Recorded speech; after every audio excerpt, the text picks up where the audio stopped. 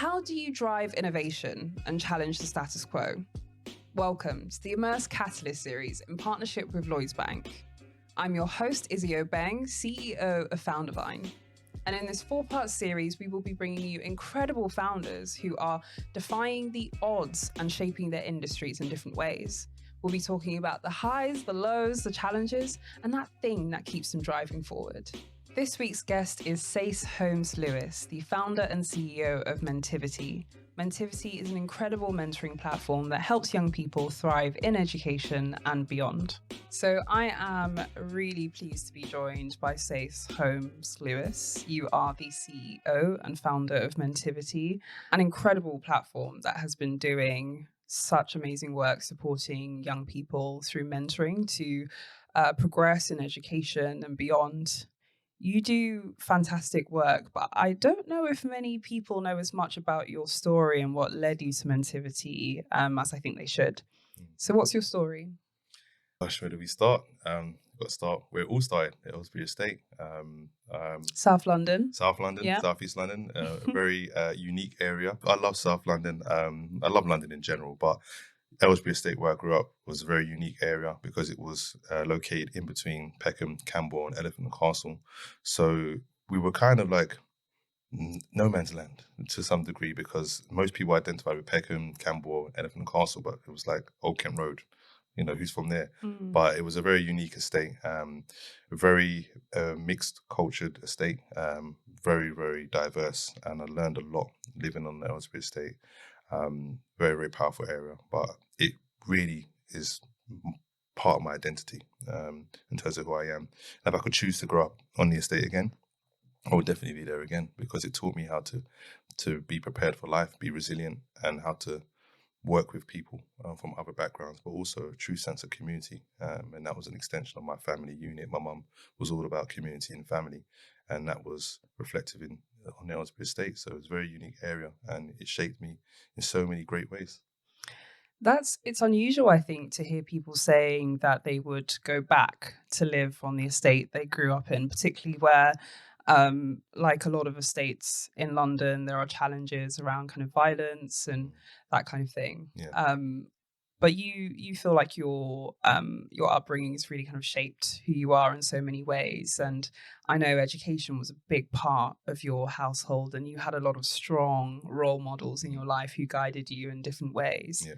At the same time, you didn't necessarily see yourself reflected in the education system, and you've talked about what it was like to not feel like the education system was made for someone like you that was actively rejecting you. Yeah. And you even dropped out of college twice. Yeah. So talk to me about what education was like for you. My first memories of education was in the home. You know, my mum was a teacher long before she qualified as a teacher, and education has been very paramount to her existence. But also, I come from a family of educators. My mum's been a teacher for nearly 15 years now.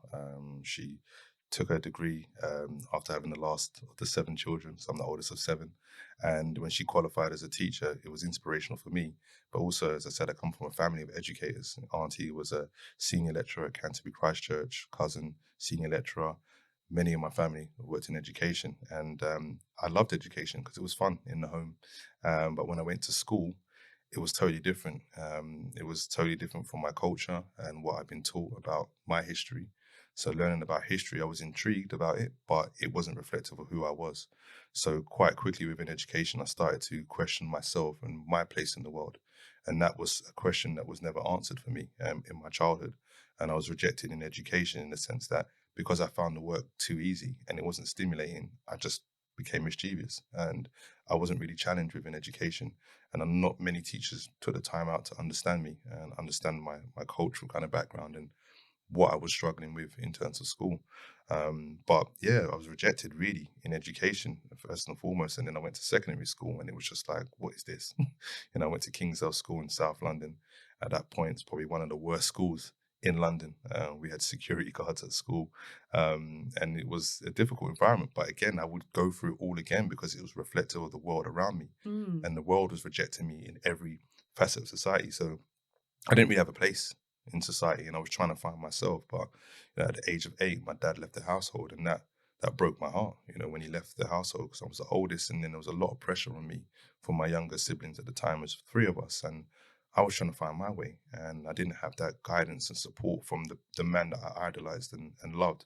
And it really had a negative impact on my well-being, my overall well-being, and who I was as a young man. So I really struggled in school because of a number of factors in and around my life, but also education. I didn't feel accepted. So who I did feel accepted by was my peer group, and a lot of us didn't have our fathers around, and that was, you know, we had linked trauma, and that's why we became friends. We had a trauma bond. So it was difficult to navigate, but I managed to get through school, got 5 GCSEs, and in the process met one of my inspirations, Mr. Devon Hanson, my head of year, who became an executive head teacher for ARC academies across London. And he was a big role model for you Oh, growing up, wasn't he? he's amazing. Still a role model to this day, still in my life. I was with him last week. It's been 30 years of support and mentorship, but yeah, and guidance. So he took time out of his life. He grew up in and around Peckham. He knew what we were going through. So he understood from a different perspective and knew what we needed. So that support within school got me to the end of school and allowed me to progress to the next stage. Always quite focused, weren't you? You've talked about getting that nickname Grandad. So even in the midst of a lot of challenges and a lot of distractions, I think particularly for boys around that age, you always had a strong sense of, who you were and what Yeah. you wanted to do and a strong sense of responsibility.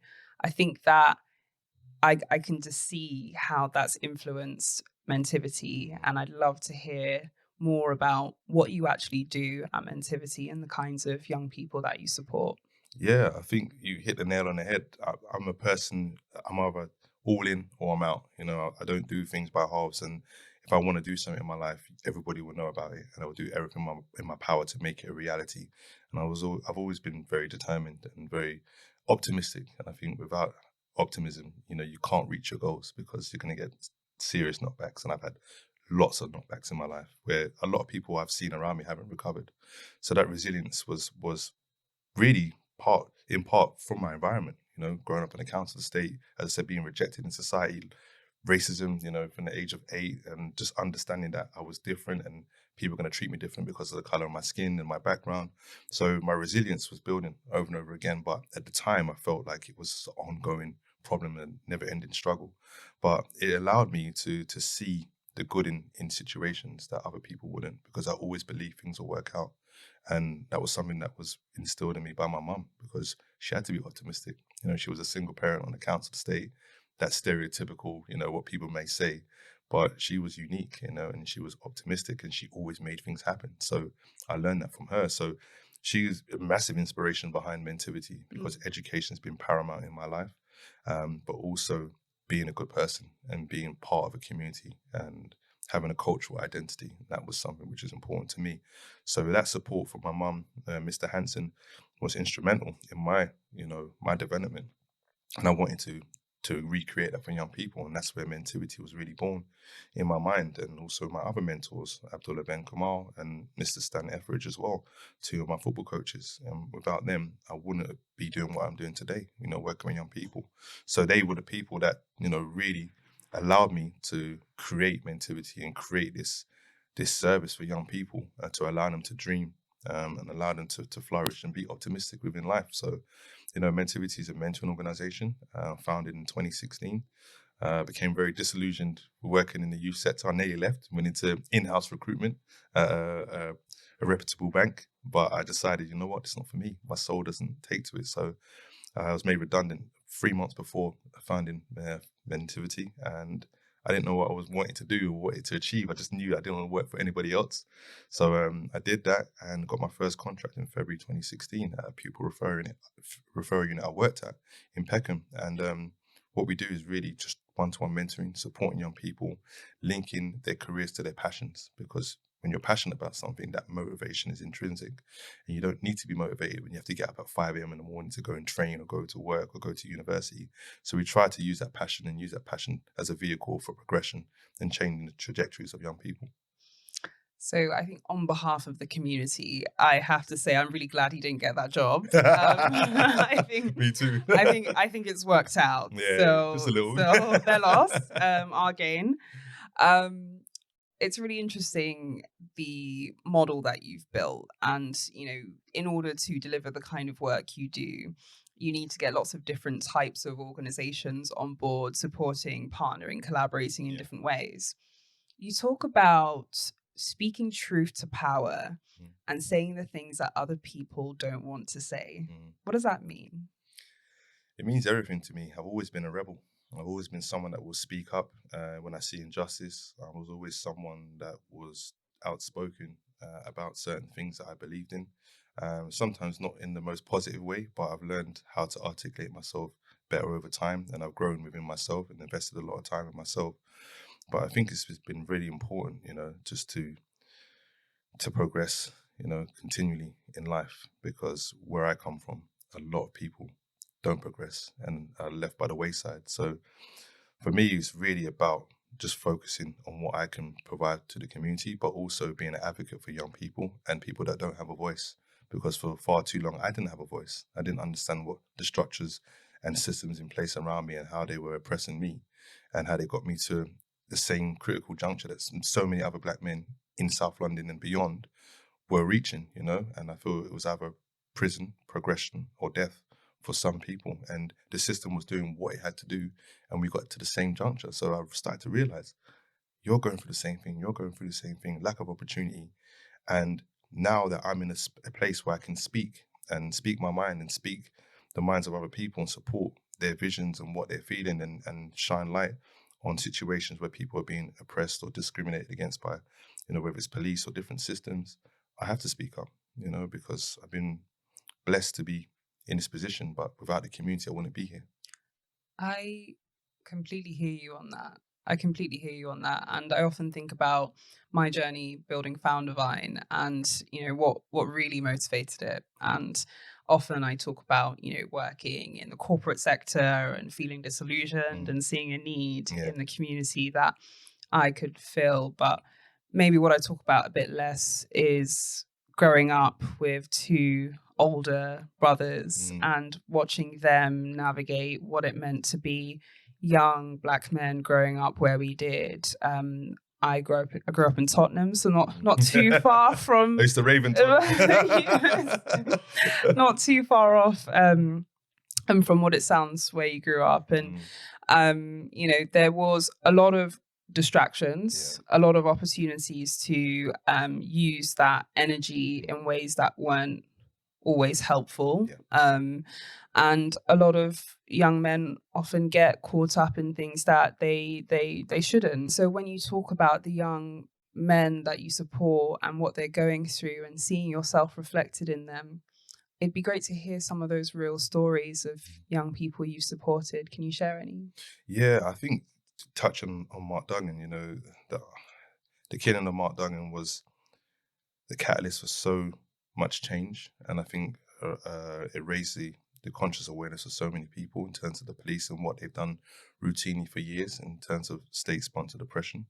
Um, I myself was assaulted by a police officer at the age of 14, just going home from school. And that was a very traumatic experience. I was just going home after playing football, and a police officer came on the train, told me to get off, and didn't tell me why. And I was very inquisitive. I knew my rights to some degree. So with Mentivity, we've supported so many young people, thousands of young people since 2016.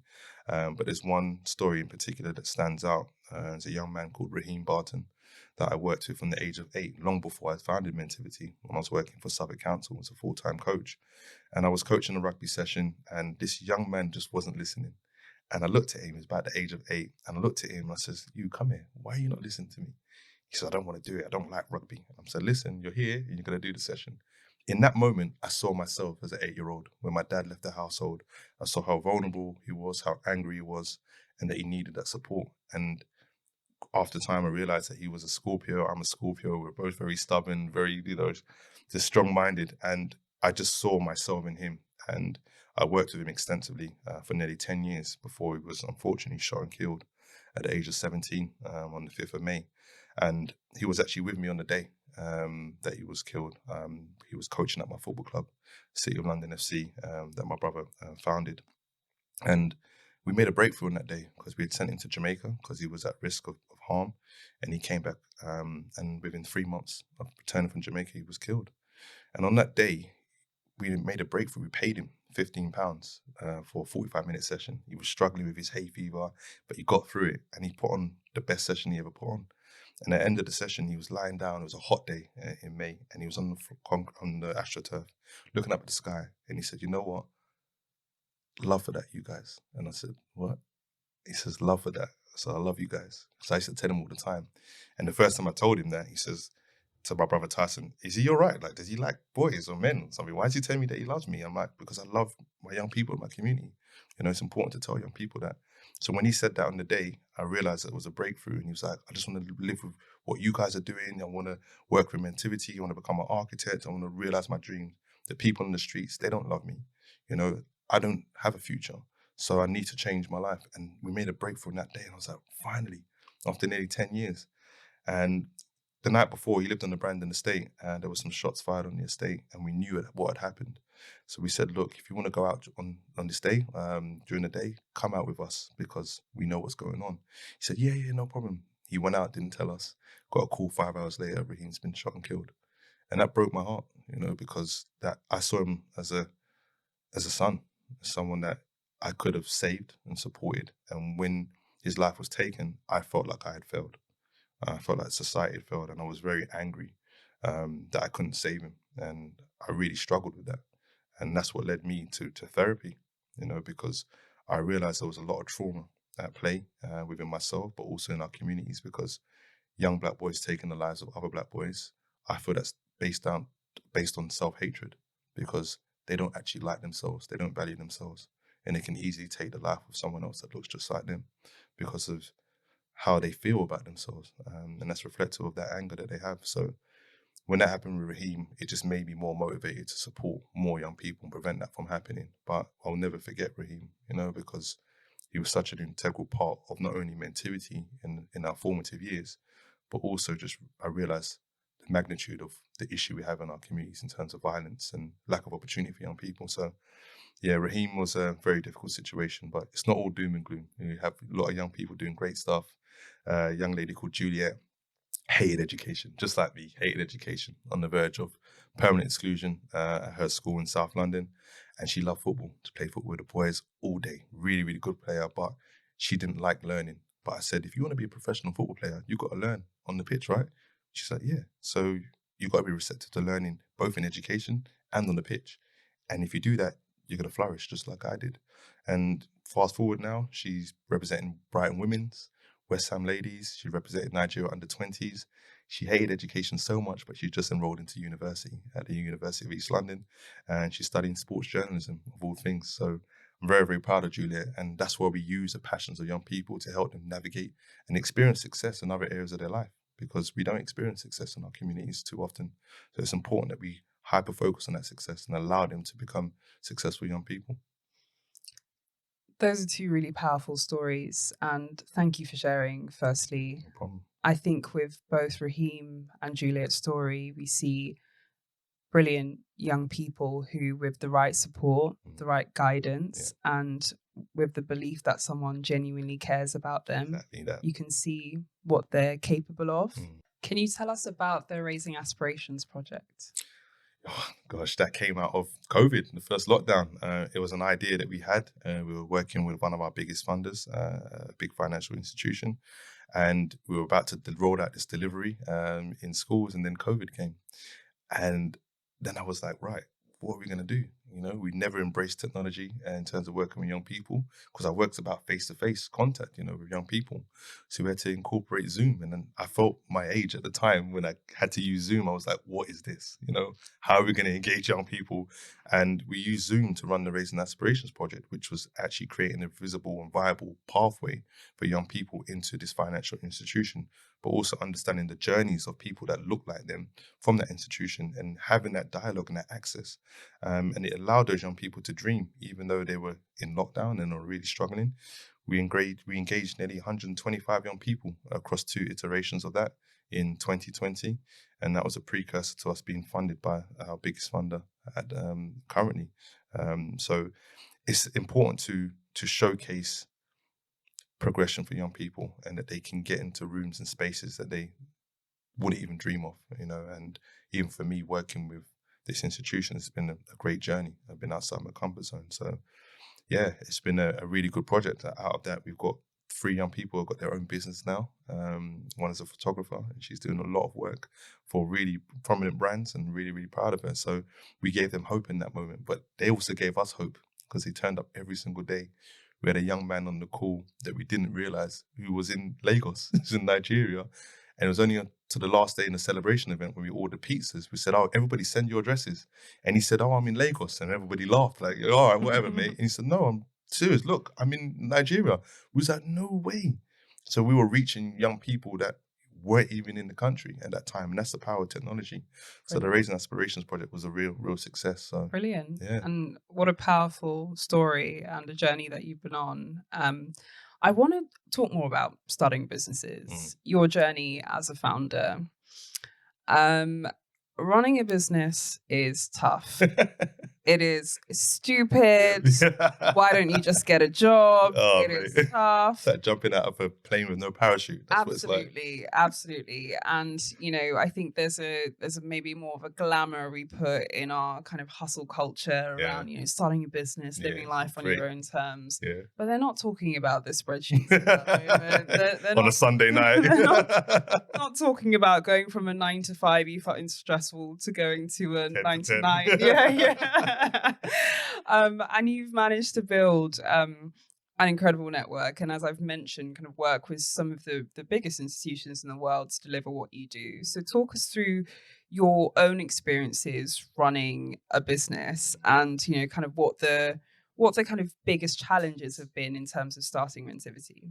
Oh gosh, I've always been a very entrepreneurial mind, even from school. I always knew how to make money. I was always had innovative ways to make money. I remember going to a bakery that had these sherbet straws. I And remember they this. were like 1p. So I used to get £5, buy You're showing 500. your age. I know, right? 1p. Inflation. It's probably about a About pound 10p now. Yeah, it was a long time ago. But I used to go to this bakery before everybody else, early, before school, and I'd spend £5, and then I would sell them in school for 2 pence. So I would double my money pretty much every day. But what I did, because after lunch, I knew that people needed a sugar boost. So it went up to 3 pence. So it was a premium. So I was making between 10 and £15 a day at school just doing that. So I've always known how to make money. I've always been, as a young man, I was obsessed by money. I'm not obsessed by money now. But with Mentivity, I had no clue what I was doing at all. I just literally, as I said, it was like jumping out of a plane without a parachute and having to build that parachute before I hit the ground. And there were certain times I felt like I was close to crashing, and burning. But I just had that faith, and just was really unwavering in my approach in terms of, right, this has got to work. Like this, there's no other option. So I founded Mentivity as a limited company because I didn't want to be a charity. I worked for a charity for 9 years before that, and what I realized after I worked full time for about 12 months there was that they were making money off our plight. Oh, these young people are underserved and disadvantaged, and they need this. So they're getting this money in, but then they were taking a lot of money for themselves, and it actually wasn't reaching the people that it should. So I didn't want people to look down on Mentivity as a charitable case. I wanted to showcase self-determination and innovation, and I wanted people to take us seriously. So we set up as a limited company initially, and we ran that until Raheem passed away. Then we set up the CIC. So I have a CIC limited by shares, but I didn't understand that it shouldn't have been by shares, it should have been by guarantee. So then I had to set up a Mentivity CIC limited by guarantee down the line, which allowed us to get the funding from the corporate sector. So the reason why we have the 3 entities is because of sustainability. The limited company generates income through contracts from local authorities and schools. Local authorities only like to deal with limited companies and tender their services. So we work with youth offending services and local schools as well, where they all pay for our services. And what you find is that the people that pay for our services value it more, and we have more of an impact. So that allows us to generate income. The CICs allow us to get funding, and a lot of organizations and charities has taken on funding as just that's it. That's our only stream of income. And then what happens is then when that funding dries up, they disappear. And I don't want Mentivity to disappear ever. So the limited companies at times will prop up the CIC, and the CIC might prop up the limited company. So it's very fluid in that way. So, and as I said, we're very innovative in terms of our approach and what we're doing with some of these corporate brands. And we're about to announce a partnership with Spotify in the coming weeks, which I'm very, very proud of. And that's going to be probably our biggest contract to date. So there's going to be a lot going on with that, and looking forward to our partnership flourishing with Spotify. But people believe in what we're doing. They understand that it's about young people and supporting the community, and they want to be part of that because this is groundbreaking. You know, this isn't something that you see every day. And working in the charitable sector for so long, I became disillusioned, and I realized that we have to think more business minded when it comes to creating initiatives in our communities. And that's why Mentivity is the way that it is. Let's talk about partnerships. So one thing that a lot of organizations do struggle with is being able to build a brand that is attractive to potential partners like your Spotify's of this world, like Yeah. your corporates, your local authorities, and to build the kind of business model and show um, operational operational rigor that these companies are looking for. Yeah. So how have you built Mentivity in a way that is attractive to these partners, and how do you go about building these partnerships? You know what? It's been interesting. I've always had the gift of the gab, you know, in terms of talking to people, and I know, you know, like I know my stuff, and if I don't, I will learn. But I'm a people person, and I would describe myself as a servant leader, and I think people see that. You know, this is not about me. It's not about my ego. It's not about what I can do. Because if I make it by myself, that's great. But who am I bringing, but you know, through after me? And that's the most important thing. So I think people see that, and they see that we're an organization with integrity, with honesty, but we're really passionate about what we're doing. Because people really understand that we are here for the people, and we've got a lot of people trying to support us. You know, Southwark Council believe in what we're doing. Growing up in Southwark, in the London Borough of Southwark, on the Aylesbury estate was important for me, and Southwark in the last couple of years have been providing that support, so much so that we've got a new community centre opening hopefully by June. We've been waiting for about 18 months because of COVID, but we've got a new community centre, and that's going to be the first Mentivity community hub. So that partnership with Southwark Council is just a match made in heaven. I used to walk down this road every day to go to school, and now I'm going to have my own building that's going to be for Mentivity and providing services for not only young people but the wider community. So partnerships are important. You know, we've got to understand and be more empathetic to what's going on in the world. Without empathy, we can't make the change, because you need to understand what's going on in other people's lives and put yourself in their shoes.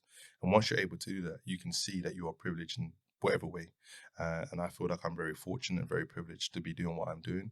I don't take it for granted, but I understand that this is far bigger than me. You know, this is God's work, you know, for me. So I'm going to continue doing this to the day that I die, you know, and bring it to the world. I wanted to pick up on what you said about having the gift of the gab, Yeah. because it's more than that. Yeah. I've known about your work for a while now, and I've met you now, and it's more than that. Mm.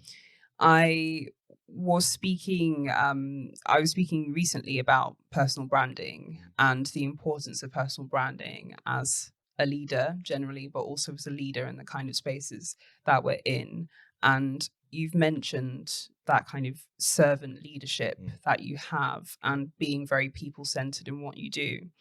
But you are not only people centered, you were able to have that empathy with different audiences. Yeah. From it could be speaking to a senior person within a corporate one day and speaking to a 15-year-old in Peckham another day, and being able to identify with the needs and priorities of both. Yeah. There's also being the kind of strong operator that is able to effectively build a team, to structure a business model, to structure governance in a way that allows you to deliver the kind of work that you do. Yeah. And to do all of that with all of the complexities and the challenges and the craziness that is running a business, you've built an incredibly strong personal brand over the years. You also recently won Inspirational Person of the Year at the NBCC Awards. I have to mention that. Oh, thank you. Yeah. I have to mention that. You know, they recognize the work that you've been doing. So tell us how you would define your own personal brand. Ooh, Authentic, for sure. I am what you see, and I will say what I feel, because it's important. And I think everybody knows where they stand with me. As I said, I don't do things by halves. So if I like you and I love you, you're gonna know. If I don't, then you're also gonna know. But there's also room for self development in all of that, because I think in terms of my personal brand, without doing the work on myself, then I wouldn't be who I am today and what people see. You know, if they're looking from the outside, I had to do a lot of internal work. As I said, the therapy was important with Raheem, being taken away so prematurely. I was very frustrated, but I realized there was a lot of work I had to do on myself to be able to do more for others and give more to others.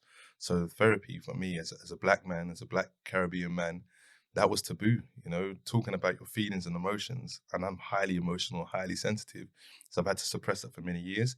In this field of work, I can't be that, and I've got to showcase to young men as well that you've got to be in tune with your emotions. My son is 16, and from a young age, I've always told him to be in tune with his emotions. Don't hide how you feel. You can never be wrong for how you feel. So, and that's important for me, because I used to feel wrong for how I was feeling in certain situations. But those are your emotions. You must embrace them.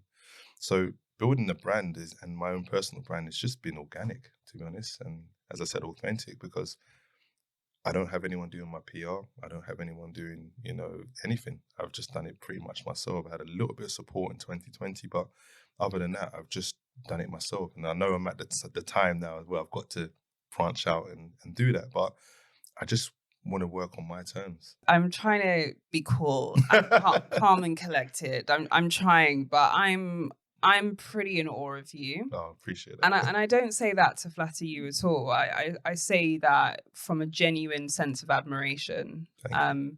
Admiration that you've managed to turn your passion into turn your pain into passion, and then turn your passion into impact. And to do that with those core principles of authenticity to who you are and not negotiating on that, and also integrity in everything that you do.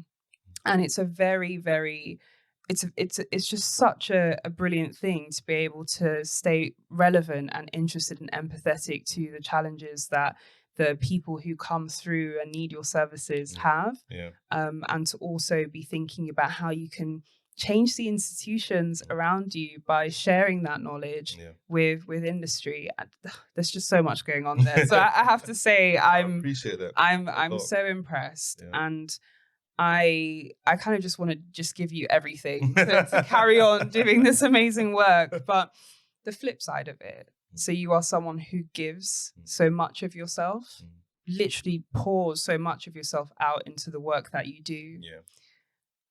It can take a toll on mental health. Yes. It can take a toll on well-being. It can take a toll on your ability to maybe give to your family sometimes, and to really be present for your loved ones when you are just working to create change in so many ways. How do you manage your mental health and well-being?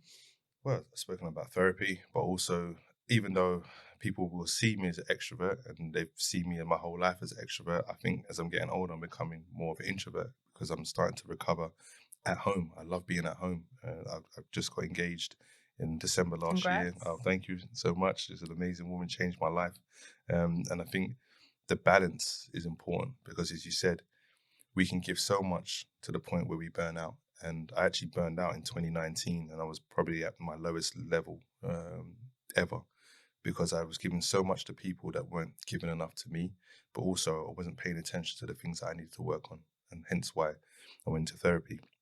So for me, it's about holidays. I love holidays. I love traveling. We were speaking about Ghana and the motherland. I'm in love with Africa. Kenya, I'm planning to move there, within the next 2 years, because I love being there. I just feel complete when I'm there. We got engaged in Zanzibar, so I have a real, close affinity with the motherland, because there's so much to learn and there's so much opportunity out there as well. And just being around my people, even though I'm from Barbados and Jamaica, I'm African, so that's my heritage. I want to get closer to that. And by getting closer to that, I feel we're getting closer to ourselves. So it's about balance, I'm an avid football fan. I love football. Without football, I wouldn't be doing what I'm doing today, because that's what led me to working with young people through coaching. I've been coaching young people for 24 years. I run the London Youth Games team for Southwark for 5 years, and during that time, helped to produce Jadon Sancho of Manchester United, Reece Nelson of Arsenal, Tammy Abraham of Roma, Ademola Lookman of Atalanta, and I can name another 30, 40 players that we supported to get to their dream. So football was how I recharge as well, and thank God Arsenal are doing well at the moment. So hopefully we win the league. But football is giving me everything, and I never forget that. So I try to recharge through that. My son is an avid football player as well, trying to play professional. He's at an academy doing his studies as well, and hopefully, God willing, he gets to where he want to get to. Amazing. But, yeah, Amazing. yeah. There's a lot there to unpack. And every time someone brings a football reference, I start to sweat. I'm like, yes, Arsenal, they won the match. Yes, congrats. We've got to win the league. The red this year. ones, It's 20 years, so, yeah. But no, I mean, I can see the impacts that football has had on your life. And, you've mentioned in the past that it was through kind of doing football and having the opportunity to coach young people that kind of led you into wanting to support young people in education your whole life. So that's a big part for you. And there's so much you said there. And just picking up on your partner, mentioning that, she's been such a big part of your life. I remember reading somewhere a while ago that if you're an entrepreneur, you only have two options when it comes to partners. You either marry someone who completely understands and empathizes with what it is like to be married to an entrepreneur, or you don't get married at all. That's it. Because this life ain't for the faint-hearted. No, it's not. I've been married for 5 years now, and I have a husband who has the patience of a saint. And he's a teacher. He teaches 5-year-olds, and I think that's why he has.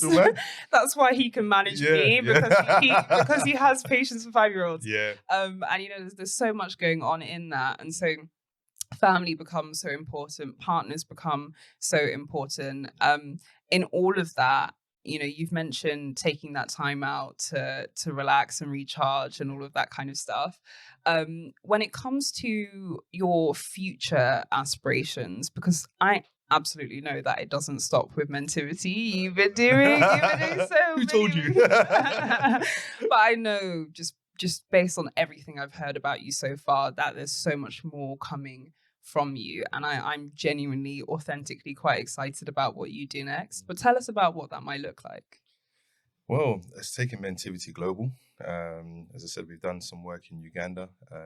3 years running, I went to Kenya to do some work and just to do kind of a scouting mission, really, in terms of where Mentivity could fit in.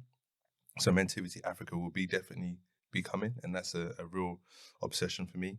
As I said, I want to move to relocate to Kenya. So I think bringing Mentivity to the motherland is important for me, because... Can I just say for the record that, and I've said it off camera, I need you to move to Ghana, because let's go. That's where it's at. We'll do the next podcast in Ghana. No offense to my Kenyan brothers and sisters, but Ghana is really where it's at. So I just had to plug it. Yeah. Before you can listen, I feel that my lineage is Ghanaian anyway.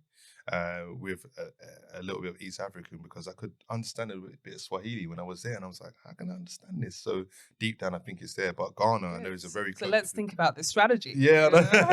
No, I do. I need to visit Ghana. I've really got a close affinity with a lot of Ghanaians, a lot of very close friends. But I know that Jamaicans and Bajans, they're pretty much Ghanaian. So I need to get out there. And I know when I get there, I'm going to be like, oh my gosh, I'm going to want to live here as well. So we've got to make that happen. So yeah, Mentivity Africa for sure. I want to coach at a high level. I've been a coach in the grassroots elite level for a long time, but I want to coach my national team. So for Barbados, I want to coach him at some point.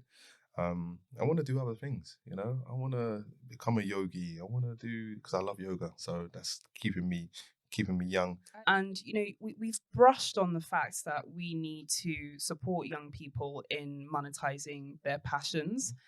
There's also something about creating the institutions that build wealth in our communities. Yeah. What does that mean to you? It means everything, because I think social mobility will lead to economic equity. That we have to understand that our culture is infectious, but also it's lucrative. And for far too long, people have been making money off of our success of our talent. And I think what you're seeing now, our gaze was always towards America and their culture and what they're doing. But what we're seeing now is that Black British culture and heritage now is at the forefront of, entertainment, in terms of actors, in terms of music. The gaze is now on the UK. And now what's happening, because it's getting closer and closer to where? To the motherland. And you look at Afrobeats and the impact over the last 15 years for us, and then Amapiano, and just seeing that African culture now side by side with Black British culture, but also Caribbean culture. People are now starting to understand that we're all one to some degree. I'll never forget watching a video from Notting Hill Carnival where Burna Boy Last was playing, and everyone, and when I say everyone, even Ian and Linda were singing along to that song, and it was so wonderful to see the globalization of Afrobeats, the globalization of Black culture, and how, through technology and through more content creators actually self-publishing rather than waiting to be found. Exactly. We're seeing that kind of, the community become a lot closer. And maybe some of those artificial divisions that we had historically been created starting to dissolve a bit. Oh, 1000%. Like when I was younger, actually even affiliating yourself with Africans as a Caribbean, it was like taboo, like you didn't do it. And even when my gran, God rest her soul, she passed last year, but I used to speak to her about, I went to Kenya, and she's like, oh, what are they like over there? And I'm like, oh yeah, it's amazing, gran. Like one day, hopefully we can go. And they'd be like, because you're African too. No, I'm not.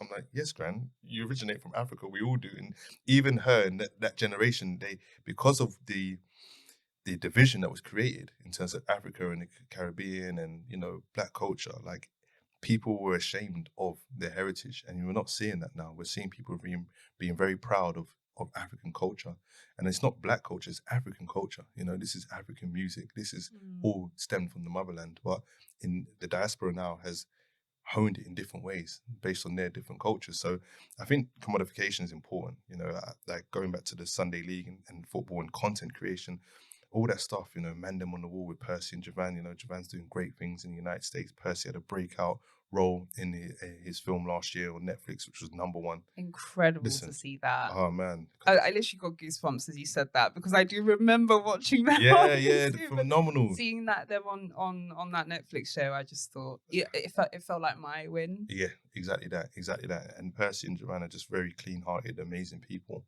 and I'm proud to be working with them and what they built and trying to enhance their brand through the Wall FC.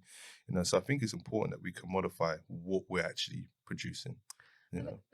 Let's talk about community for a second, because I think there's something really magic that I see where it doesn't matter where I go, people can see me and what I'm doing. And, I was in Birmingham last week and someone came up to me and said, Izzy, we see what you're doing. We're here, we're supporting you. And it really just hits different when you hear that from your community, and you can kind of just see that journey. You have a lot of people around you all the time who are watching what you do, and you're also pouring into others who are building in this space. What does the community mean to you, and also how do we elevate it?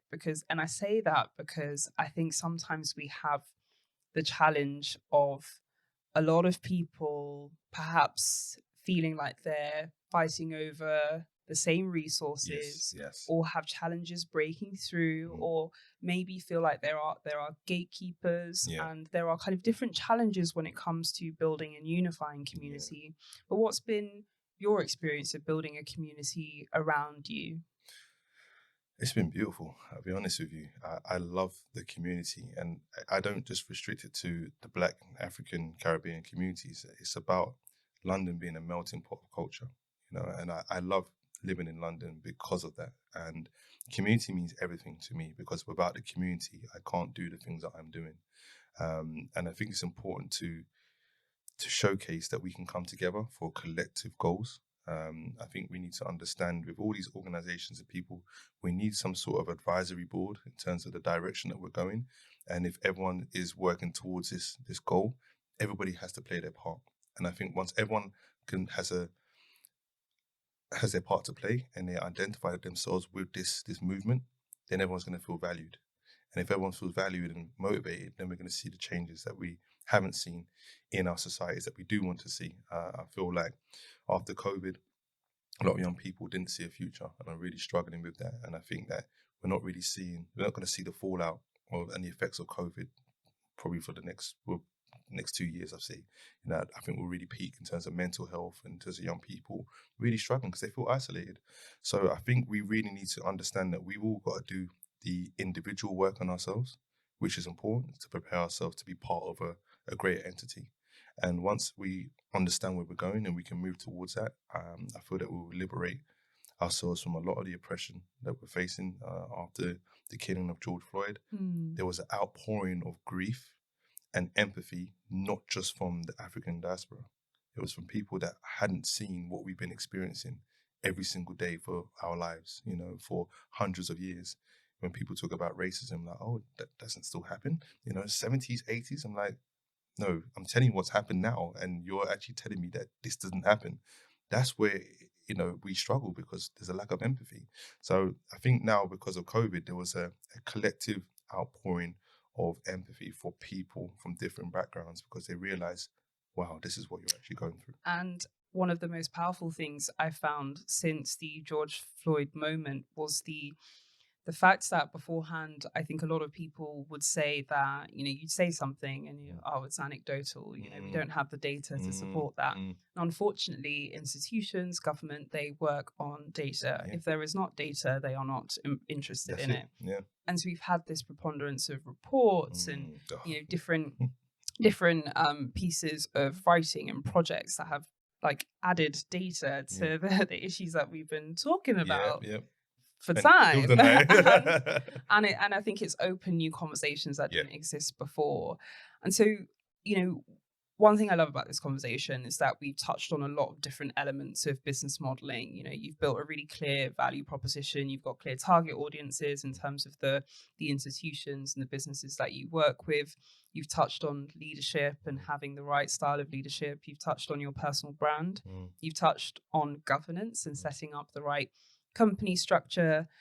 You've touched on, building a strategy and having that ambition for where the business is going to grow. It's really clear to see the direction that you're going into and how much thought has gone into everything that you've built. So as we kind of wrap up, I do want to ask you a question about the advice you'd give to perhaps a younger person, perhaps an earlier entrepreneur who's wanting to move into the space that you are in, working with corporates, working with institutions to drive change. What advice would you give them? It's the same advice I gave to myself. And when I do talks and I talk to young people, it's the same set of principles. Find your passion. Once you find your passion, dedicate yourself to it and persevere no matter what. So passion, dedication and perseverance. That's the key thing, because once you find that passion, as I said before, you come alive. You start speaking about certain things. Like, I'm passionate about young people. I'm passionate about football. Everything's intertwined, and I've created a really good career and life for myself around that passion of football, which then my secondary passion was working with young people. So yeah, if you find your passion, you've got to focus on doing that, not a career, because then you can find a career then linked to your passion. And then you're going to feel like you're not working. I don't feel like I'm working a day in my life, other than when I'm really tired. But I feel privileged and I feel blessed to be able to get up and create something and a service for young people in the wider community, and that I'm garnering support from other aspects and other people from my community that might not be from my background and culture, because we're all being oppressed to some degree. Who we pay tax, as business owners, we pay tax. Do we want to pay tax? We pay tax. But we don't. But that's oppression. Everybody's paying tax because we're being oppressed by. So we've got to understand who we're up against and the systems that are in place and who it benefits. So I think for young people, just be fearless. Always be receptive to learning. Be humble, in situations until it gets to a point where you don't need to be humble. And you can articulate and express yourself in rooms and spaces which you would never believe you'd be in. If I told 8-year-old Sayce that he would have the life that he's had, I would have cried. I would have been like, no, like, this is not possible, because everybody told me that I was going to amount to nothing, that I was going to be a drug dealer, that I was going to end up in prison, or I was going to die. You know, that's what people told me. And these were people that were in education, you know, in society, and they were supposed to be people that were uplifting me. So you've got to have faith in yourself, and you've got to believe in yourself when others don't, because if you don't believe in yourself, who else will? You know, so it's very, very important that you do that. Sayce, I want to thank you for everything you do in communities. I want to thank you genuinely for the impact that you continue to have. I want to let you know that I'm rooting for you, Foundervine's rooting for you, Likewise. and I want to just keep amplifying everything that you're doing. Thank you. Before we go, tell us where we can find you. Well, you can find me on Instagram, Sayce Holmes-Lewis, on Twitter, S Holmes-Lewis. You can also find me on TikTok. You know, all the young people are doing it now. I'm still young. I don't care if I'm 40. So yeah, I'm on TikTok as well. You can find me at sayceholmeslewis.com and also at mentivity.com. But also, before I go, I want to shout out my nephew, because this hat is his, Dream On Kid. You know, I'm supporting young people and what they're doing. It's important that we support young people's innovation and their ideas, and that they can do amazing things with our support. So yeah, that's where you can find me. Amazing and beautiful hat, by the way. Where is it available to buy? Dream On Kid. You go on Instagram and dreamonkid.com. So yeah, you can check it out. Fantastic. That was Dream On Kid for everyone that didn't hear that. Thank you, Sayce. Thank you. Thank you. Thank you for watching and listening to the Immerse Catalyst series in partnership with Lloyds Bank. For more like this, subscribe to our series wherever you are listening. To find out more about the program, please visit our website at www.foundervine.com.